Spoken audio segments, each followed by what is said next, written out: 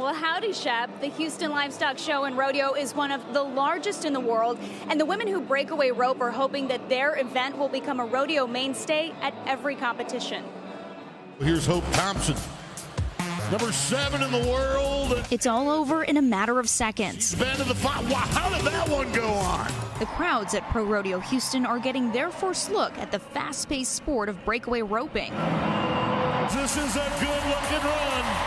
Barrel racing has been the only women's event at this level for years. Now breakaway ropers across the country are pushing for more rodeos and bigger prizes. Once you nod, you got to get behind the calf and rope the calf as quick as possible. LARI Guy, one of Breakaway's top competitors, trains and holds clinics at her ranch in Abilene, Texas. Something she's known nearly all her life. I've competed in it since I was 6 years old, and I'm 51 this year. And she's dominated. The evidence is in the hardware. I've been a world's champion team roper. I've been a world's champion breakaway roper, a collegiate champion, high school champion. But it hasn't been without challenges. I actually grew up in a man's world. I trained roping horses. And women were supposed to barrel race, not really rope. I was told, once you get out of college, your career is, probably done. Instead of hanging up her rope, she's taking the sport to another level. In the past few years, it has grown tremendously. Adding another women's event to Pro Rodeo is going to really add value to rodeo. In 2019, the Women's Pro Rodeo Association, or WPRA, says 34 pro rodeos included breakaway.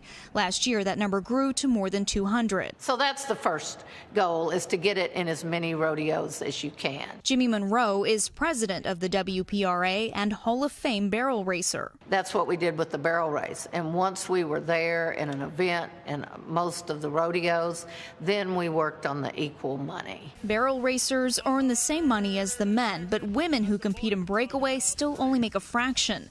The final frontier for the sport is the national finals in Las Vegas, the Super Bowl of rodeo, where breakaway has yet to break through. We asked them to have it this year. I don't know if we will, if they will make that decision to have it this year, but I think it's going to be in the near future. I love breakaway rope, and I love how fast it is. Hope Thompson, two-time world champion, trains with LARI D. You hear of all the men that are very successful. You don't hear about many women, or you didn't. And so she was someone that I really looked up to. And LARI D is hoping to inspire more women like Hope through her Rope Like a Girl campaign. I was always taught to not rope like a girl, but I said I am a girl, and I do rope like a girl. And pardon my French, but I want to be a badass girl. That girl, now a woman, striving to see her passion pay out just like it does for men. And she's confident the day is almost here. And it will be there. I said I'm not going to quit until it gets where it's supposed to be.